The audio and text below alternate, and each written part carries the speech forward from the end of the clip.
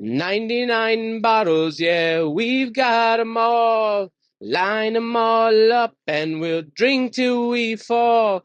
'Cause Arthur Cantina's the best liquor store. Arthur Cantina, you'll never need more. Welcome to the podcast, another episode of the Author Cantina podcast. I'm your host, JP, with the other host, Anthony.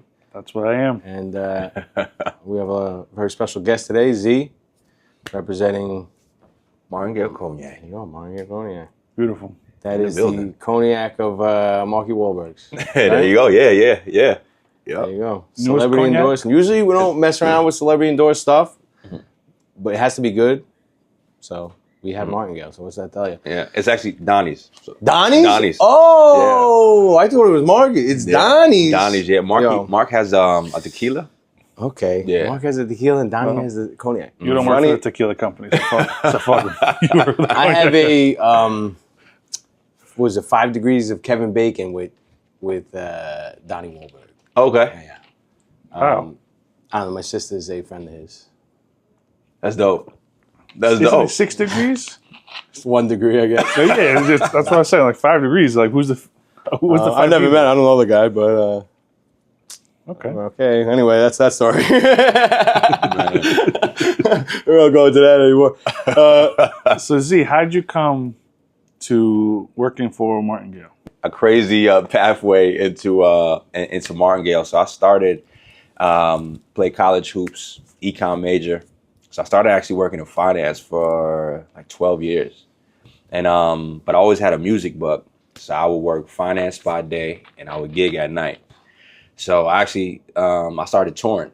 So during my years of finance by day, and then I would use all my PTO. I'll go on tour. So I was on a college tour, and we would tour in-state, out-of-state colleges, and then I would tour locally. Played a bunch in the Bronx, locally, SOBs, Highline Ballroom, Webster Hall, all shows and stuff like that. For that, opened up for Talib Kweli, a crazy show that I had one time with open for 3-6 Mafia. So yeah, just all over the place. So always had the creative bug. And then what happened was I had a show at SOBs. A friend of mine goes, he's like, yo, you real animated on stage. You should try acting. I shot him down. We went to my place after the show. We're just having a couple beers. And he's like, look, I'm about to cut out, but check your email. He books me for an acting class. Take the acting class. I end up loving it. I'm still working in finance, and I get representation. So an agent starts representing. They had a New York branch. There was an LA rep. They start repping me. They're like, hey, we love your look. Let's work together. I'm like, cool. I'm working in finance. They would call me. The thing with acting, you got to be available, right? You that's one of the biggest pieces you got to be. They call you, hey, we got an audition downtown Wednesday at 2:00. You got to be available to make it happen. And I didn't get that. So I'd be on my computer. The agent hit me up. And I'm like, nah, bro, I'm working. Like, I'm working right now. Like, I can't go. So, of course, you know what I mean? After like 3 months, he drops me. And, I thought it wouldn't affect me because I was like, I didn't want to act anyway. But, you know what I mean? I was like, I kind of liked the idea of, of doing what I was doing. So long story short, about a year goes by and I get contacted by a director for a miniseries. Sends me a message, just says, do you act? I'm like, yeah. I go into this table read. I'm around like a bunch of like actors who've like gone to school and stuff like that. Everyone's going around the table like, well, I studied at Juilliard. Yeah. And I was there. I'm like, yo, bro, I'm out here, man. I'm like, yo, I don't know. You know what I mean? I'm from Harlem, bro. Like, How many of you people open up for 3-6 Mafia? Exactly. You know what I mean? 3-6. Yeah. Have you opened up for 3-6 Mafia? I just went. I went. We did this table read. I did the best I could, which sufficed, and they were like hired. Perfect. Got a part of my first miniseries. We ended up winning an award for the series. It was called Besties. And then after that, I was like, I love this. So I knew I wanted to take it serious. So I started to study. And I went to conservatory at Stella Adler. So that's Mark Ruffalo went to Stella Adler, Robert De Niro, Selma Hayek, Felicia Rashad. So yeah, when I came out of Stella Adler, Then I had my technique in. I had my my scene steady. I had all the tools that I needed to really like go at this full force. So couple more years I did in finance, and then I decided to take the leap. I jumped into acting full time. I was booking. I booked Succession. I booked Billions. Did some work on Netflix. Nice. Started doing some miniseries, some independent projects, and that was great. And then pandemic, bah, Damn. rocks, Ruined everything. Yeah, rocks everything, and it was just like, damn, what's kind of going on. So coming out of pandemic, then we had like the actor strike, and there was just like a lot of things going on. And long story short, Martingale comes into the fold because PR agency contacts me and they say, hey, listen, there's a luxury spirit brand. He saw your look. They like your background, like, what you got going on, want to bring you in for a commercial shoot. So I go in for a commercial shoot, ends up being Martingale. So we do the shoot, great time. I'm thinking just it's another acting gig. I've done a ton of these before, great group of folks. There were a bunch of other actors also there on set with me. We're just chopping it up. It's another gig. We were cooling. I think it was the night I got home, the PR agency hits me up and with a text, and they're like, hey, listen, can we have your email? A couple of folks from the brand want to reach out to you. I'm like, yeah, whatever, thinking they're just going to reach out to all of us and just be like, hey, thanks for everything. I get contacted by who is my now colleague, Callum O'Donnell, and just asking, hey, you got some time to meet up. We want to grab a drink with you. I'm like, me and our co-founder, Andy Weir.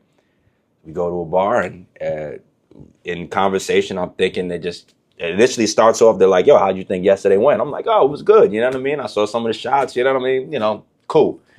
And they go into it and they're like, hey, well, listen, know this might sound kind of weird, but we operate off of feeling. And we saw how you were operating on set, and, in talking to you more, went through the whole spiel. You guys now know, my finance background into acting, the creative space. I'm a New York native, been here, born and bred, and go to find out they were looking for one last team member as they were about to launch to specifically in New York, who was New York based, to build out Martingale, and they approached me with that role. So hey, they were like, hey, we want you to be a advocacy key accounts manager with Martingale. So I'm like, what you want? You just post on Instagram? And Andy's like, no. It's a lot more. It's a lot more. It's not that easy. Yeah. And we go into it, and we shared just a bunch of things. We shared each other's background, and it was just aware that they continued to, as I went into the detail about my background, they felt like this was the greatest decision. In my head, you got to understand, these guys, these are Scottish guys. Mm-hmm. So I'm not going to lie. And they'll see this, they'll know I couldn't understand what they were talking about. The accent was heavy, bro. I'm like... That's part of our job every day at the store. Deciphering what people are saying. People are saying. Because you never know what the hell they really mean. Right. And even people that speak English, they go, oh, I had this wine. Yeah. Yeah, it was called Joey's Shoe. I'm like, what are you talking about? Like, yeah, Joey's Shoe. I'm like, show me a photo. And it's like Bob's Vineyard or something. It's like Josh or something. That's what he's talking about. It's like, that's not what it says on the bottle at all. I can't imagine a bunch of Scottish guys talking about cognac. We got to make our way through Yeah. Spanish accents, Italian accents, Albanian accents, all the... And they'll come in speaking like another language, like I know. It's like you're supposed to know what it is, right? I'm not Albanian. Huh? And then they start speaking English. I'm like, you come in speaking Albanian, and then I tell you no, then perfect English. Okay. Nah, man, it was definitely one of those, bro, where I was just like, yo, I'm following, but I'm like not really, it's Scottish accents, because they're technically speaking English, but you're like, what the fuck you're saying? I got a friend, his parents are Irish, and it's like they have a very heavy Irish brogue. Yeah. They'll just sit there and talk to you. I'm like, okay. What the hell you said? Right. All right. Nice to see you, mister. It's like, yeah, man, you use context clues. You know what I mean? You follow the eyebrows. Yeah. If it's up, it means it's a good thing. If it's down, sometimes. yeah. You know, I think that's part of being a New Yorker. Yeah. Because you understand people's body language and you could figure things out. You don't even have to speak the same language. You just say like, oh, everyone knows it's time. It's time to go, or it's time to get the hell out the way, or it's time to get out of here. I feel that. I wholeheartedly feel that, man. It was a lot of body language deciphering going on when we were talking. But no, great group of guys. You know, super knowledgeable about the spirits industry. Yeah, and you know, they approached me for the role, and I was just like, yeah, I need some time to think about this. So we left. Andy had to catch a train. I stayed with Callum. We just, you know, we were just, you know, going back and forth, talking about college hoops and a whole bunch of other things after speaking about Martingale. And I leave the bar maybe like 9 o'clock. So I leave at 9 o'clock, and I'm like, Callum, I need some time to think about this. 8:30 the next morning, he texts me like, yo, what are you thinking? I'm like, yo, bro, I just left you at 9 o'clock that night. Like, what are we talking about? So I needed a little bit more time to think. And actually, our founder was in town from France. So founder was in town from France. We met again. So it was me, Andy, our co-founder and founder. I'm sitting between them. And we had another great conversation. And they said, hey, listen, I know, again, this sounds really weird.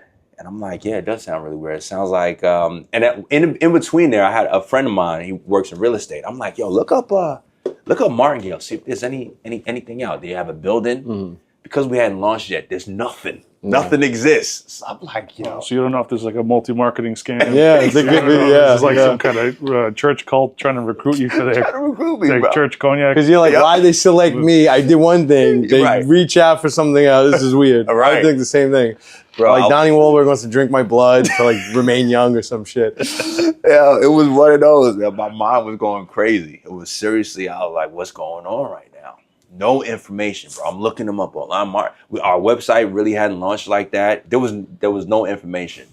So I'm like, this is sketchy, man. So my boys hit me up. He's like, I don't know, Z.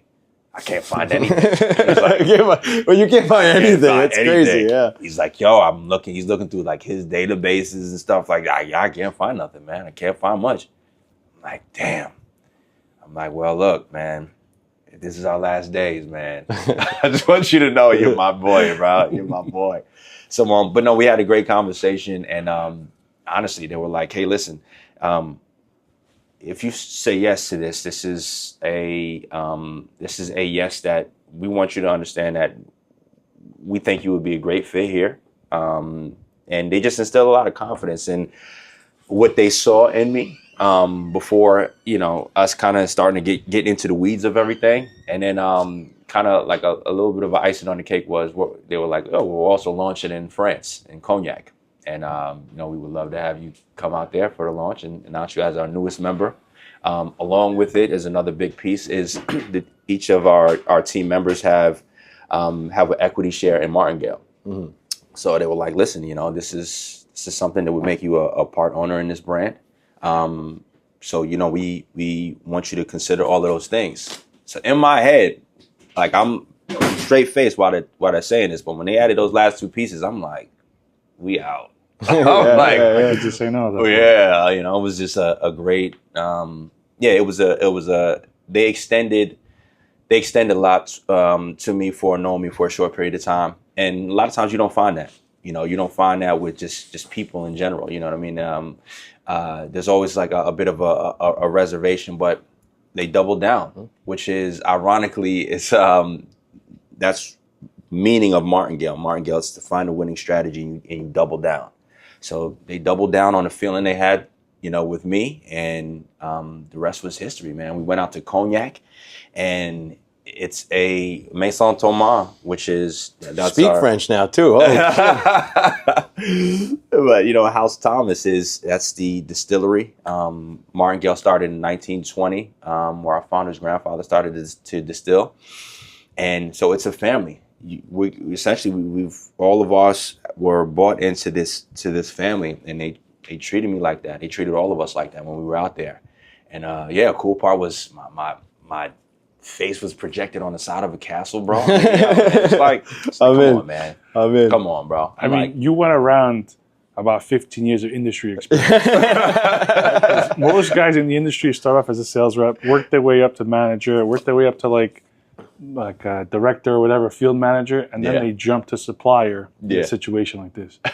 You literally went around 15 years of experience. You cut right to it. Yeah, man. It was honestly, man. It was I just every day I consider it a blessing, man. God was really just allowing me in to be at the right place, to have the skill set to even be in there, for that acting gig. And yeah, man, I'm super thankful. It's a great story. Yeah, it's like and it sounds like you got in like at the ground floor. You couldn't even find anything on the internet about him. Nothing. Yeah. Yep. And then and then outside of that, when we went out there, that's when they let us know that our partners in this were Donnie's our partner in it, and also Derek D Nice, so DJ D Nice. So he was actually, when we went to Cognac. So to get to Cognac, you got to take a train from Paris. It takes you to a certain point, then you got to drive the remainder of the way. So that's when when we pulled up, I met Saoirse, who's she's on our LA team, on our West Coast team, along with David. And I met Saoirse, and it was D Nice, and we all rode up together to Cognac, met the rest of the team. I mean, it's super important for them to have a New York key account manager, because if you want to make a presence here, you need boots on the ground. Yeah. You need someone like you that can say, hey, when can we do a tasting? Yeah. Let's get some juice in people's hands. Let them experience the cognac and what it is. Definitely. So important, because people try to sell us brands. I'll give you an example, like Clase Azul. They want us to buy more. I go, okay, great. A lot of people know it, but a lot of people don't know it. Yeah. If we're not sampling it, we're not putting juice in their hands, we're fighting a battle up the hill. Yeah. We should be sampling them, let themselves convince themselves that they like the product, and then we follow up with sale and say, hey, we have it here for purchase. If you get X amount, you get a discount in the case. In your scenario, you do some customization, you do some engravings. Yep. You do events like the cigar event for a certain size purchase. Yeah. Those kinds of things, I think, is when you have a brand excel. Yeah. And really can be in the right spot where it wants to be in a short period of time. Yeah, no, and to piggyback off of that, I mean, a big thing that we kind of we lean on, it's our education. You know what I mean? In order to educate people on not only a new brand, but something that we're doing differently, we like to call ourselves a cognac for a new generation. And rather than just leaving the bottle up and hoping just magically it's going to happen, I mean, we like to get people the opportunity to not only be educated on why it's different, but follow up with that right on the spot with allowing them to sample. So we're big on not only in-store samplings, but different types of activations. Where a big piece that we love doing, we have what's called the cognac deconstruction. So we coined it the cognac deconstruction. Which I think is really cool. The way you said it to me and you brought it up, I was like, I haven't heard anyone else or seen anyone else do something like that. Oh man, well that's perfect. I mean, what we lean on is doing things that are different, that take just a normal taste into a next level. And then with us, we're a combination of 4 distilled white wines. So the total of the Grand Champagne, Petit Champagne, Framboise, and the Bolzerie. And so what we do is we import those 4 distilled white wines from France, and we run a tasting, because those 4 distilled white wines are what make our blend. So we perform a tasting, and we talk about and we educate people on the notes of each of the distilled white wines, and we lead up to then Martingale. And these are things that we do. A lot of times, this is an offering where exactly what you're saying. I mean, it's like a sampling on steroids, and this is something that it's an offering that we have. We love to have opportunities for people who are either interested in cognac, or even if you might have not had much experience with cognac, we love to host these events, these deconstruction events. It's super engaging for someone who wants to get exposed to cognac. Yeah.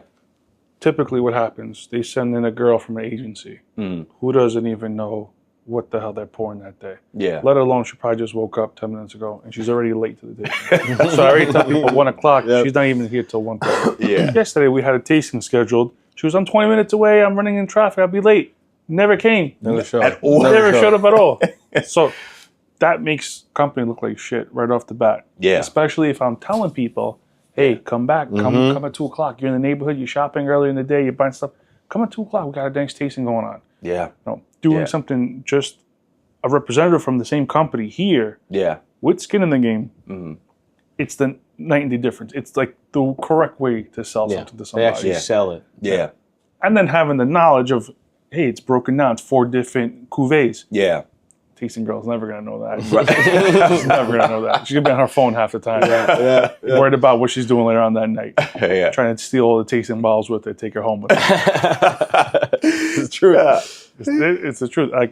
That's why I was saying, having someone here, boots on the ground, is the most important thing. For sure. Let alone the juice in the bottle. Yeah. Like to JP's point earlier, we don't typically buy celebrity brands. Yeah. There's no 818 here on the shelf. I don't care what Jenner, I don't care who, whether they kill people, they didn't kill people, whether they got their face on, they don't have their face on. We don't buy nothing from celebrities like the Jenners because of their name. If the juice was fantastic, I would say, okay, great, let's carry it. Sure.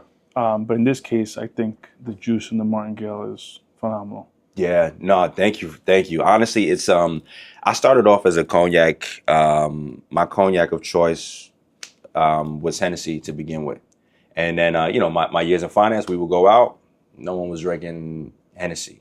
It was either a whiskey, it was a bourbon, and so I switched to whiskeys and even rye. A little, I got into rye, and that was my jam for a while. So my flavor profile of what I was looking for something that had the smoothness of a cognac, but didn't have that sweetness, that heaviness. And in all honesty, it's almost, Martingale is that. I mean, it's a whiskey lover's cognac. If you're into single malts, sometimes we get Japanese whiskey comparisons, but it's whiskey meets fine wine. And that's what you have out of Martingale. And it's just, the juice is my favorite. I don't just... All right, let's try it out, man. I'm getting thirsty here. So how long is the cognac aged? So we're aged between a VSOP and an XO. So we're on average anywhere between 6 to 7 years. Yep. VSOP typically being 4-year-old, XOs being 12-year-old. So right smack in the middle. Right smack in the middle. Yep. And specifically, so the age designation, us getting to the point of where we were, the Beausolerie, which is a aromatic, the aromas. I mean, what you're going to smell. First of all, shout out Nick for the cups. Yeah. We got our ACP, Art the Cantina Podcast glasses engraved. I was supposed to get him a logo to engrave it with, but I was lazy, so we just got ACP, but... Shout out Nicolette, is it now? I forget. I think he's Nicolette. So the first thing is cheers. Joseph, cheers. Martingale Batch 1.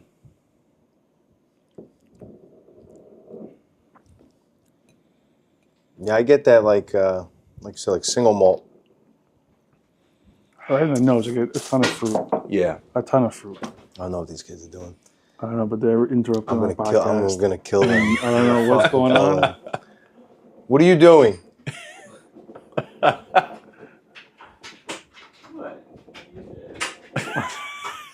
We're doing inventory, so I apologize for being interrupted by...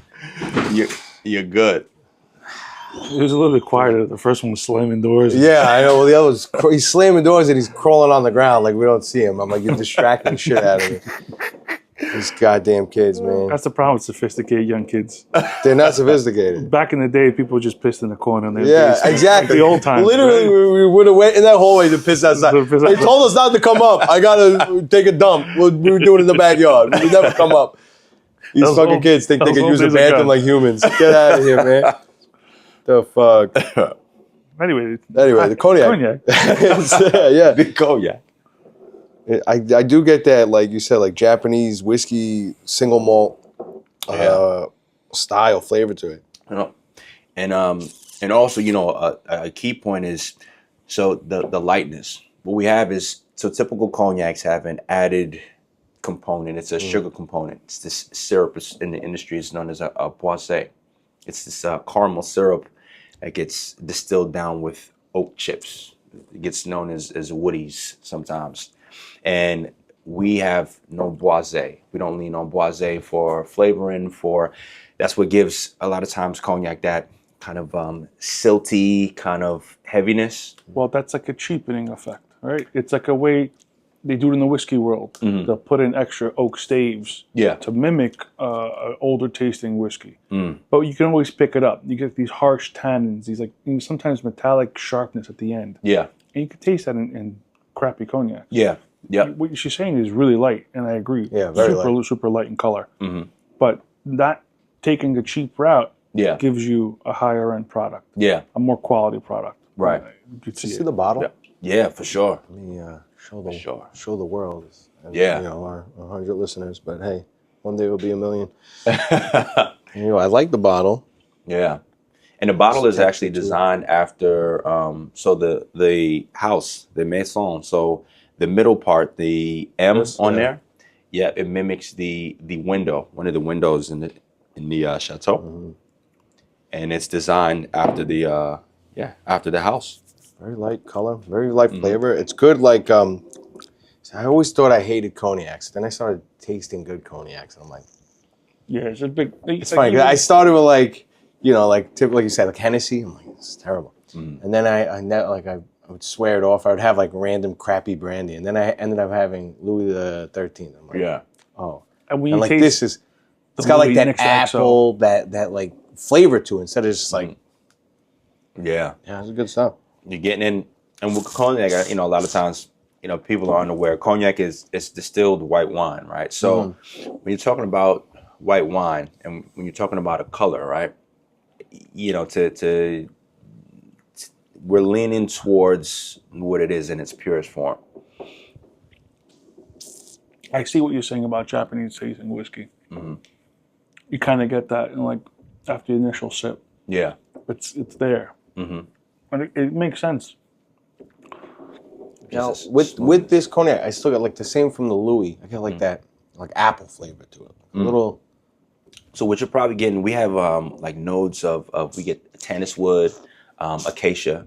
Acacia has this this balance. This almost mimics acacia is going to give you it almost mimics like a pear. Yes, it's exactly what I'm getting, like a pear. Yeah, we're getting just balanced flavors. There's elements of between cinnamon and of course you're getting the grape. Of course, apple comes out. The framboise, which is it's like foresty, so it's giving you elements of just like even on the nose, like fresh cut grass, very floral, very fresh, fragrant. So, and that's we get our flavor profiles from our blend, from mixing these 4 distilled white wines. And what happens is each of the cru, these regions, when the grape grows, it's the same grape, but based on the region, the soil. Sometimes the soil is a little bit more clay. Sometimes there's a little bit more charcoal in the soil. Sometimes the soil is a little bit more dry. But depending on the region, it's going to create a different flavor profile in the grape, thus a different flavor in the distilled white wine. So we blend those, and our master distiller Armory, he's fantastic. He's just a real great guy, super knowledgeable. But him and the family spent a lot of time working on our blend to just be something different. We want it to be a cognac that just stands apart from other cognacs in that category.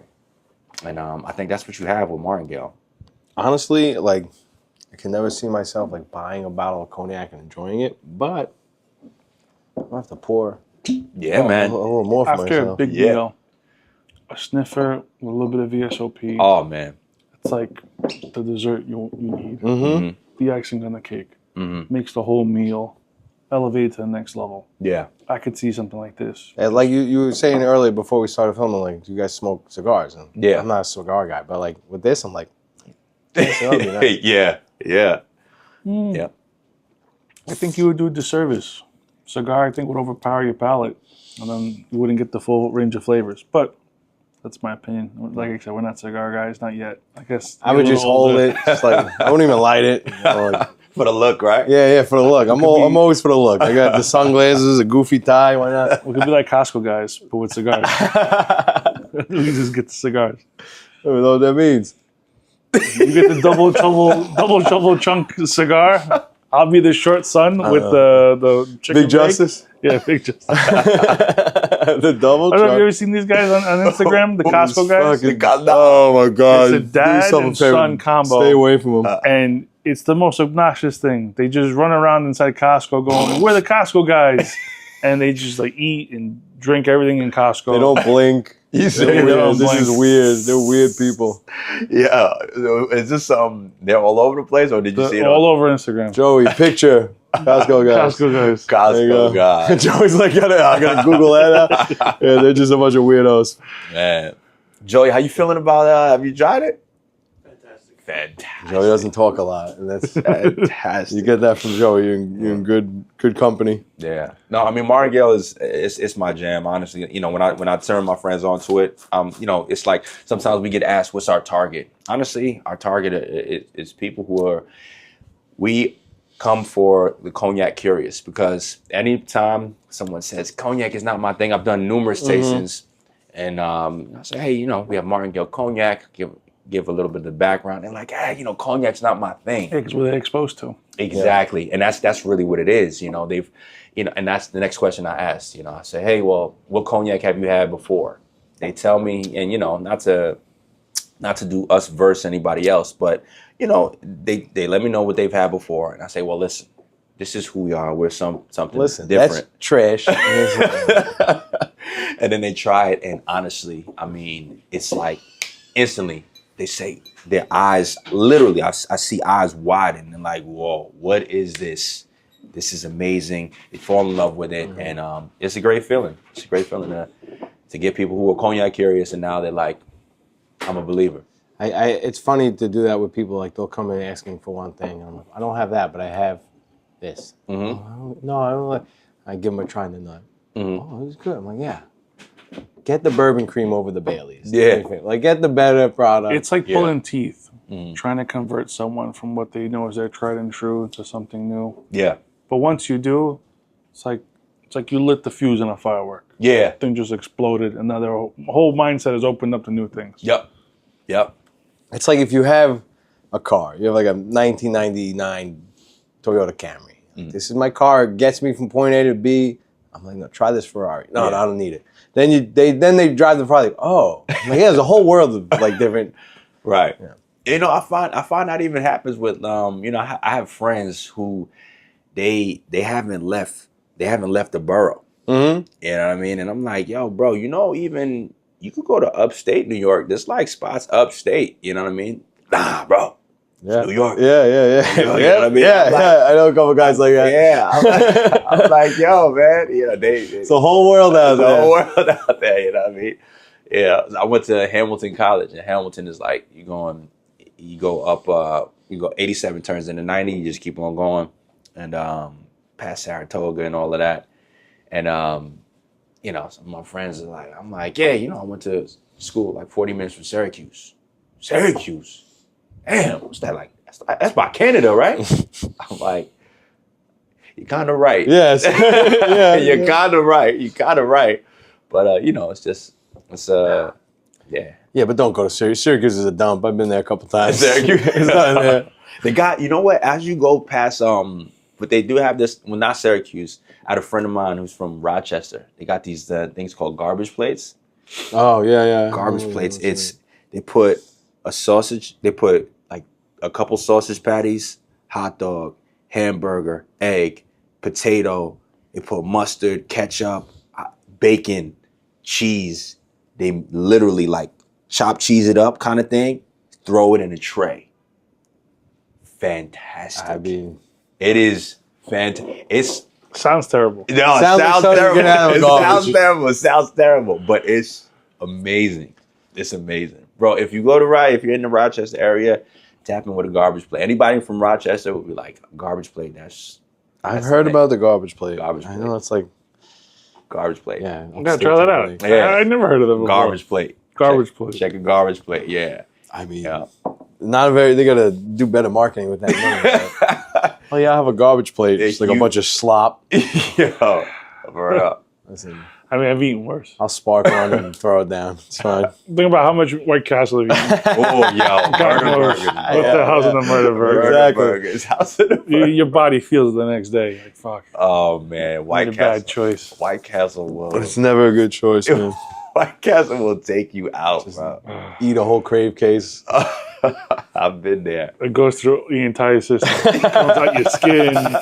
Comes out your Sweating out the little mouth. onions the next day. Your house stinks. Your car stinks like it. Damn sure. Your car just stink like White Castle for days. Murder burgers, bro. This thing, but I don't know why though. Like, you know, like their tagline, "What you crave." I mean, it's Sometimes you once need in a one. while. I just need it. You need something terrible, yeah. Yeah, man. Still a Couple chicken family-owned rings. business. Yeah. Is it a family The owned? same family owns that business. Really? When they have their once-a-year corporate conference, Yeah. it's all the different cousins and uncles. They all meet up together. There's like 100 of them. Yeah, it's from like 1910 to 1914, something like that. Wow. Right around when they had the FDA was created. That's why they came up with the idea for White Castle. Really? Yeah, it was after that book came out. The damn, I can't remember the name of it now. The history of Upton White Castle. Sinclair. Yeah, I read all about it. It's pretty interesting. So While they you were came eating up a with White crave Castle- case, you just decided to like Google them. They came up with White Castle because of the whole shining of the light on the meat industry. Okay. Like people like falling into the vat of chopped meat and like them still selling the meat to people. That's like wild. kids losing their fingers and shit like that. What was 'cause that book called? The Jungle. Yes. Yeah. So Upton Sinclair wrote that book, and after that book was written, like the public went crazy, and they had the creation of like the beginnings of the FDA. Yeah. White Castle came out of that, saying we're going to do a whole different thing. We're going to make our walls all white, tile everything up. We're going to put our kitchen there where you can see what we're doing. All our guys are going to wear white aprons, white shirts, white hats, and we're going to serve you in a real sterile cleanliness environment. That was the formation of White Castle. I've never been to a White Castle. I was like, this is clean and sterile. I'm always like, oh, I'm eating a rat. That was its foundations of White Castle. How far as they've, Now your intestines pay for it, Yeah. and the bad how choice. far of, they like, fell. you From, driving around and you see the light, and you're like, yeah. Oh, it's I've in White never been Castle. to a White Castle. I'm like, wow, this is like a clean environment. It's always like 3 a.m. There's a crackhead running around. I'm like, give me 3. White Castle. White Castle. Oh my god. You get your crave, man. Are we gonna do a side by side with the? Yeah, I can use a little more Martingale here. And Oh, I I think we'll pour love some it. side by side in the plastic For cups. sure. Yeah, we'll put, Really, put the other guys. really, Really put them down. For sure. Yeah, man. And a cool thing, what I love about Martingale is, you know, a lot of times people, they wonder if we have just launched. So although we're reaching our launch point of Martingale launching about, we're reaching our year mark, the distillery has been operational since 1920. So over 100 years. Thank you. So like I was saying before, our founder, Guillaume, his grandfather started distilling in 1920. And a little bit of the history is what happened was the distillery ended up burning down. And he had an opportunity to either rebuild, to have the distillery be twice as big, or collect the insurance money and go about his business. And he went with option A, built out the distillery to be twice as big, and Maison Thomas began to become one of the largest wholesalers of cognac. So the brands we wholesale to, so we actually sell cognac or white label our cognac to Martell and also Hennessy. So they buy our eau de vie, our pure cognac. How old? Do you have any old barrels laying around? Yeah, there's some. So when we went to the distillery, we saw a couple older barrels. There's also last time we were out there, we were in the talks of doing an age older than our age statement. So something just really, That makes sense. you know, really premium and really great. Although Martingale is premium as is, but we're talking about, you know, doing some heavier aging for sure. Yeah, I think that's so interesting too. When you do older statements and how clean it can be when it gets to a certain age. Yeah. I had a meeting one time, or not a meeting, an event with the Louis XIII people, and they had the distiller in town. So we met him in the city, and we were talking, and I was asking him questions like how how do you age the barrels? And he says they're a floor or 2 floors or 3 floors below ground. And that as you get deeper, the humidity ramps up. Mm-hmm. So you're not losing a lot of water. Yeah. You're losing more alcohol. Mm-hmm. So the spirit ends up being really, doesn't get more concentrated. It becomes more, it's less concentrated in a way. Yeah. And there's more water in the spirit. Mm-hmm. It always blew my mind because I haven't heard that before. Yeah. In terms of whiskey world. The whiskey world, you concentrate everything. Everything's become more and more concentrated. You're losing water to evaporation, and your alcohol is becoming more and more concentrated. Your spirit's becoming darker and deeper. Yeah. It was the opposite for cognac. That'd be interesting if you guys make like a 12-year-old or a 25-year-old. I could only surmise. Heard it here. You heard it here. The streets are already talking about. Get your shit together, Donnie. Make it a 50-year. I've had Hennessy Paradis alongside Louis XIII. Yeah.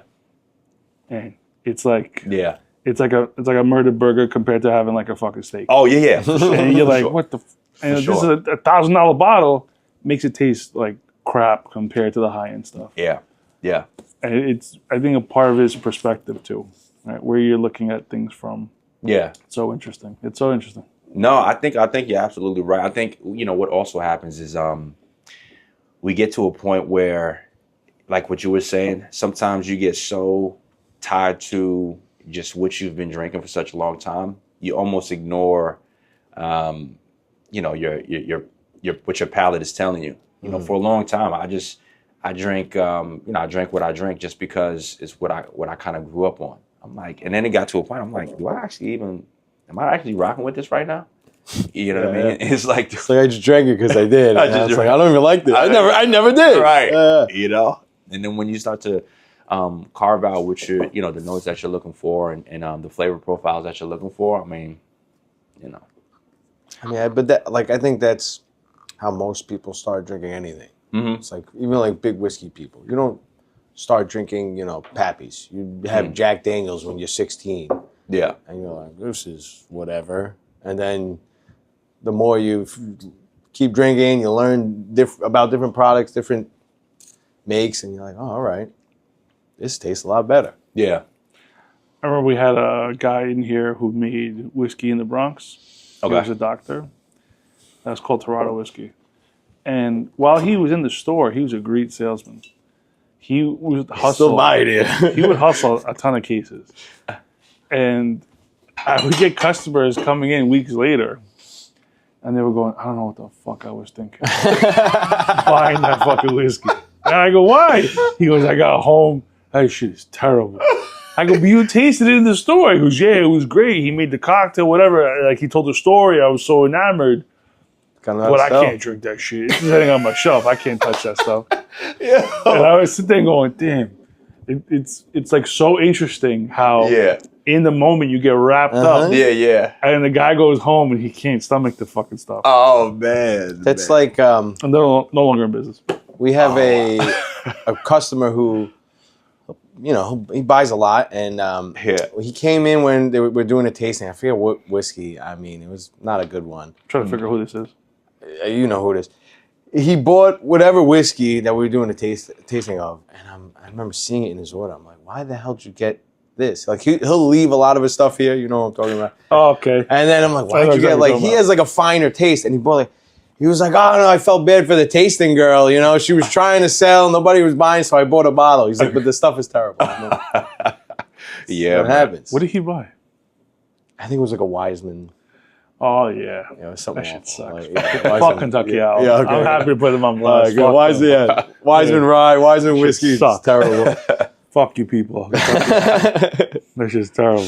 Yeah, he was like, I saw that because he'll never buy something. I'm like, why'd you buy this? I felt bad for the tasting girl, so Cop a bottle, man. Sometimes, listen, you cop a bottle, hold down the tasting girl real quick. I think, one of the having something and be able to stand behind the quality of what's in the bottle. That's, I guess, if it was any other way, if we were going out into the street and we didn't have a solid product, it would. It just gives us confidence in the market. Thank you. I guess my goal a lot of times is what I say when I encounter new people, I'm just like, in my head, automatically, I'm like, I just need you to taste it. In my head, you know, I just need you to try it. That's it. You know what I mean? Just try. Once you try it, you know, I know it's gonna change your mind on whatever you thought about cognac to be. It's gonna blow your mind. So this is like too radical. What did you call the wood stuff that they make again? Boisé. This definitely has boisé. 100%. You can smell it. Yeah. I was gonna say it smells so much like. You smell caramel and wood. Yes. Yep. Yes. I mean, look at the color. Yeah. It's like night and day. Night and day. Yeah. Look at that. It's just like, I don't know. And it's funny because I like this, and now I'm going to start talking shit about it. Not because you're here, just because I'm like, yeah, you're fucking right. It's got that blasé bullshit in it. Don't be coming in here selling me fucking blasé Yeah, fucking what is shit. it? Your bourgeois bullshit, man. Don't be selling no blasé fucking spirits.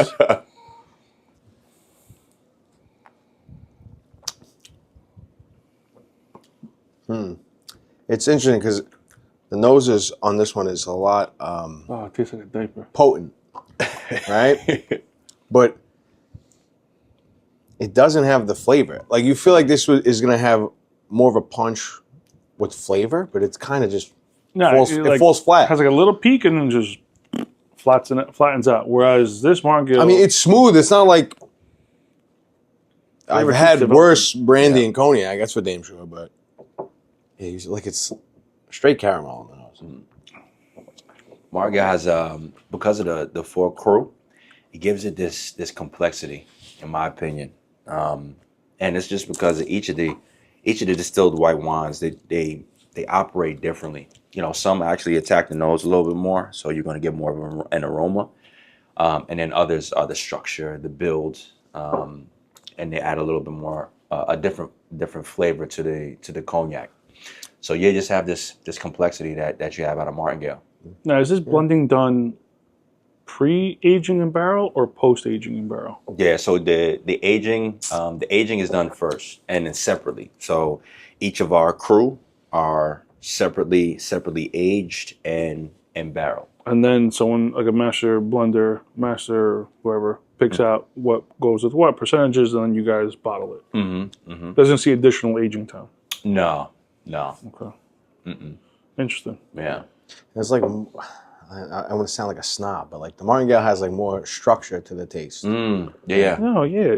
Quality spirit will have like ebbs and flows, right? It'll have an initial peak, a dip, and then flavors will just keep on shining through. As like the liquid evaporates and it dries off your tongue, your taste buds are like getting excited. There's all kinds of flavors developing. I was saying before, I could see where they're saying why it's Japanese scotches. Because it kind of gives off like a malted barley kind of finish somewhere in between. Yeah. And the barrel kind of like pops through a little bit, like little pieces of it. Whereas this, like you said, initial peak and then flat. On the tongue, I'm like, ooh. In its defense, This is like half the price. Of right? course. So that's what you're expecting. Like, why is something $45? Why is something $110? But like also the grapes, one's cognac, one's a brandy. I mean, brandy and cognac in the same method. vein. They're made from grapes but I'm too. saying the soil that it's grown in, the care of the grapes. Cheaper quality, cheaper product, cheaper terroir, cheaper methodology, cheaper aging. All those play into a factor of what you're buying. You're buying something premium, you're getting better quality grapes, better quality aging, better quality wood, better quality conditions of the warehouse, and how they bottle things and how they maintain stuff. Some are temp controlled, some aren't. A million things go into the cost of something.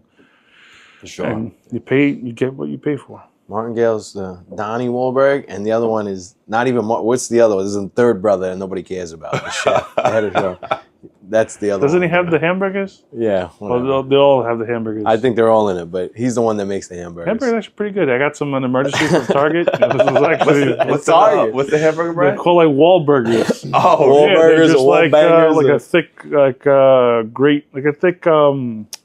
like a thick grind on the burger. So Okay. there's like a lot of like big pieces of meat and fat in the burger meat. Got you. So it's kind of like what I would get from the butcher. Got you. In the pinch, I like didn't have enough. I thought we had more. More people came to the house. I'm like, fuck, Instacarting. Yeah. And burgers came to the house. I started grilling the rest of them. Saved the day. I love it. It was actually. Have you met Donnie? Donnie, so what's interesting, I haven't met Donnie. I met, so D Nice, we connect a bunch. We were actually just in Miami. He launched a cigar, Avo Cigars. And, Cigars Cognac. Yeah. Hand in hand.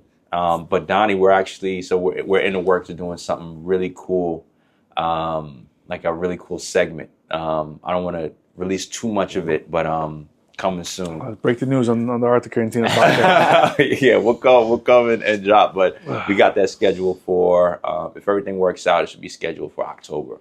Doing some cool stuff with Donnie. Yeah. Joey's your favorite New Kids on the Block. Like, I like Joey better. Joey? Yeah.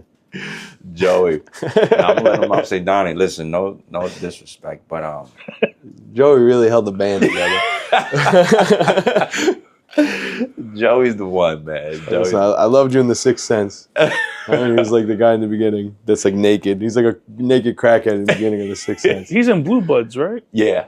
They film the neighborhood every now and then. Yeah, they film. Blue Buds films around. They film around. Like, they did something in front of Adeo's, I think, or one of the butchers. Tell that motherfucker to come in and start pouring some. I don't think he had it cognac before. It was a couple of years ago.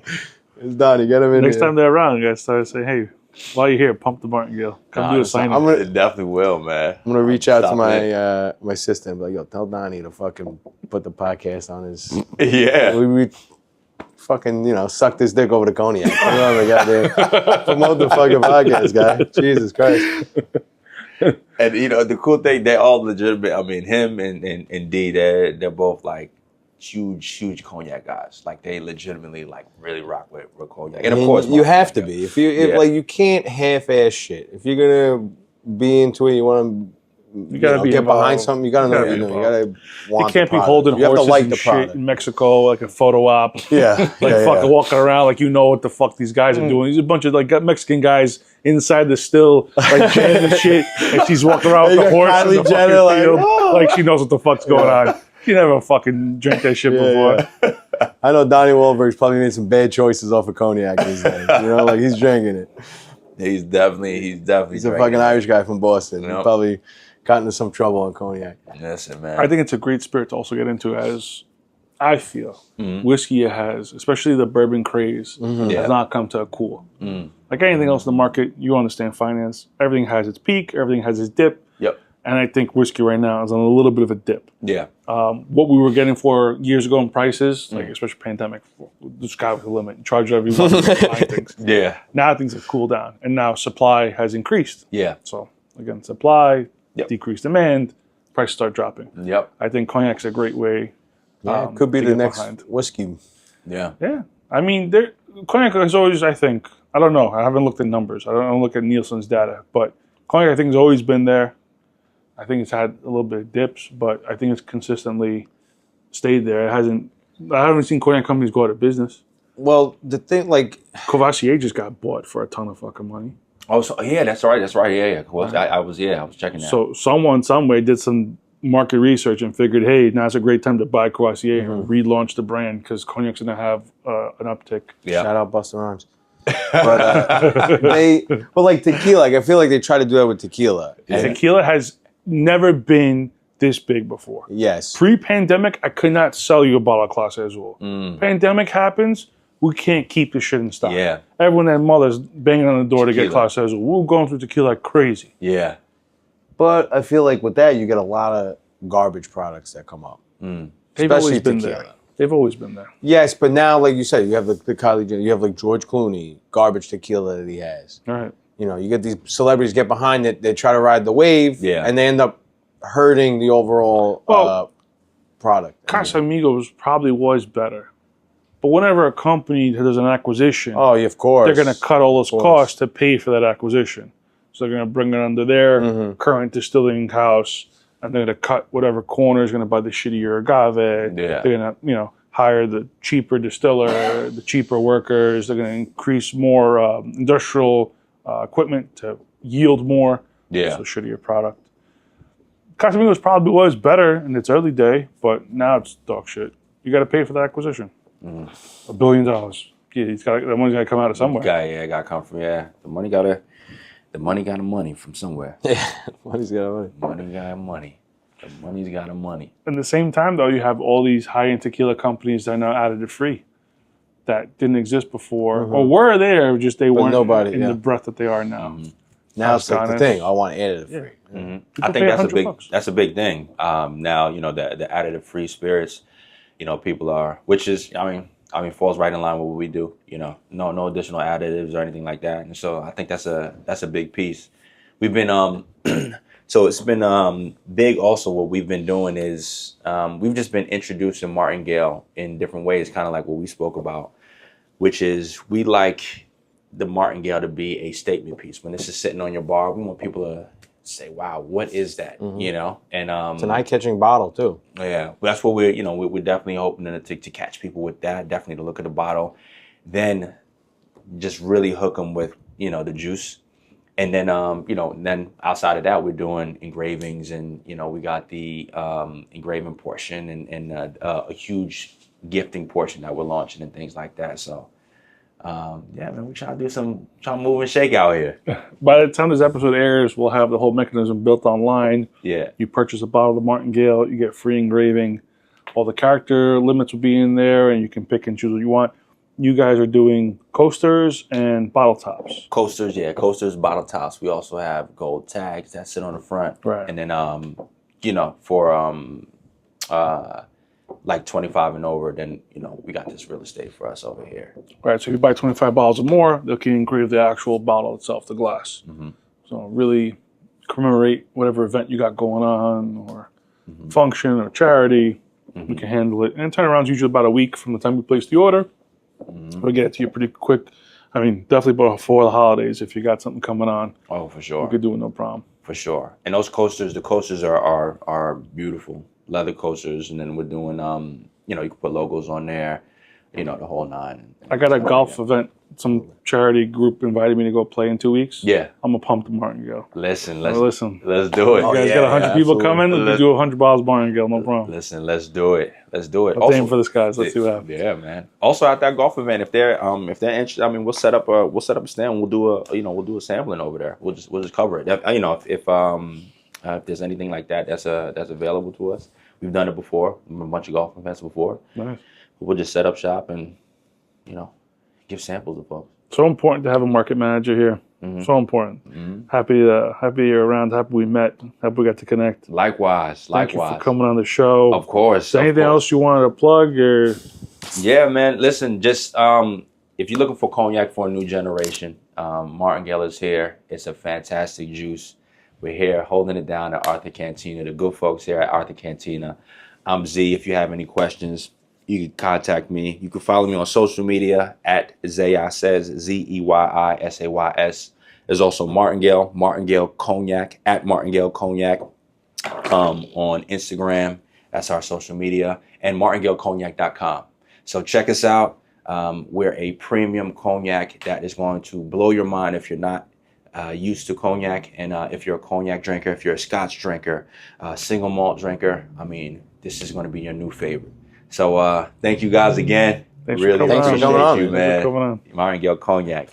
Find your Martingale. Perfect. Beautiful. Beautiful. Yeah, thank you. That was fantastic. Actually. Word.